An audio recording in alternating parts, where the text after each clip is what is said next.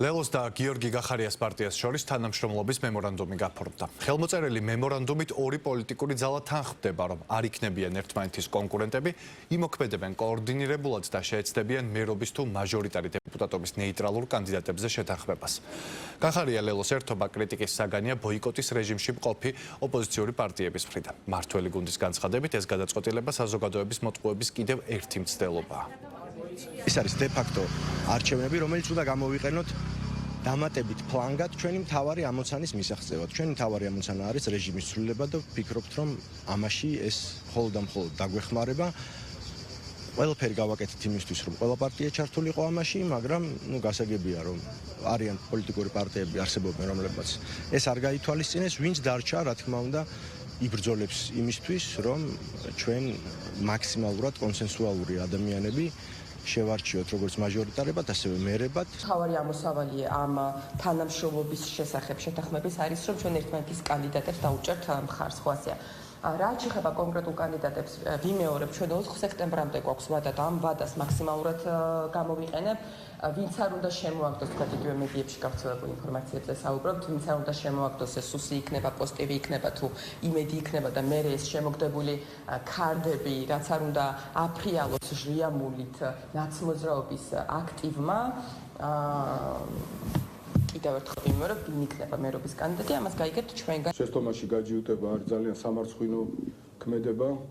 თვითონ ძალიან კარგად იციან, რომ არანაირ ბრძოლაში შესვლა ეს არ არის, ეს არის ქოცურ რუსულ სქემაში მონაწილეობა. მათ დაეკისრებათ ეს პასუხისმგებლობა ამ რეჟიმის ლეგიტიმაციასთან დაკავშირებით და ასევე მშვენივრად იციან, როდესაც ორი ყველაზე ძლიერი ოპოზიციური პარტია სხვა პარტიებთან ერთად პრინციპულად არაპირებს ამ რუსულ სპეცოპერაციაში მონაწილეობას, თვითონ რომ მიდიან უბრალოდ ივანიშვილის მიერ გადმოგდებული მეორე ადგილის დასაკავებლად, მხოლოდ იმიტომ, რომ მათმა რამოდენიმე წარმომადგენელმა ხელფასი მიიღოს თბილისის თუ სხვა ქალაქების საკრებულოებში, ეს არის ნამდვილად სირცხვილი. ჩვენ გვაქვს ძალიან წყობრი არაღიარების, არ თანამშრომლობის ხაზი, რასაც მოაქვს ამ დრომდე შედეგები.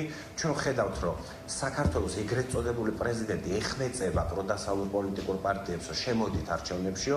ჩვენ ხედავთ, რომ ეგრეთ წოდებული პრემიერ-მინისტრი იმუქრება, რომ ან გვაღიარეთ, ან ციხეში წადითო.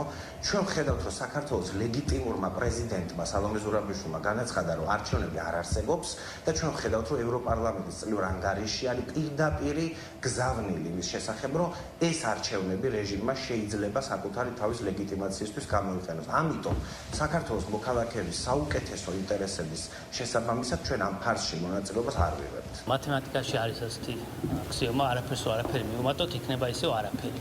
ამიტომ ჩვენი მოლოდინი არის სწორედ ასეთი, ეს მოლოდინი რა თქმა უნდა ჰაერიდან არ არის, ეს ეფუძნება კონკრეტულ კვლევებს, რაც დღევანდელი მდგომარეობით გვაქვს და იმ განწყობებს, რაც ასევე მათთან მიარსებობს. მით უმეტეს იმ კანდიდატებზე, რომელზეც საუბრობენ, თუ ამ კანდიდატების დაყენებას აპირებენ მერობის არჩევნებში, მერობის ნაწილში, მაშინ ალბათ ყველაფერი ნათელია, მათ მცირე შანსი, რაზეც ამყარებენ იმედებს, ეს შანსიც არის. გაერთიანება, მემორანდუმი, ფანჩატური 1, 2, 3 შექმნა, გაუქმება, ერთმანეთის ბულინგი, ხელის ჩამორთმევა, საერთო პრესკონფერენციები და ასე შემდეგ, კიდევ ერთხელ გაგრძელება აი მონიჭო სერიალის, ნაკლებად საინტერესოა ჩვენთვის და არაერთხელ მithქვავს და ყველა ტრიბუნიდან, ყველა შესაძლო არხიდან მივაწვდი მათ პატრონებს ერთ ბესის გაუგზავნი, რომ უწვალობენ, მოუწოდონ ყველა დანაყოფს, ყველა გადანომილს და გადაღებილს და დამწყნივდნენ და ერთად მიიღონ მონაწილეობა 4 ოქტომბრის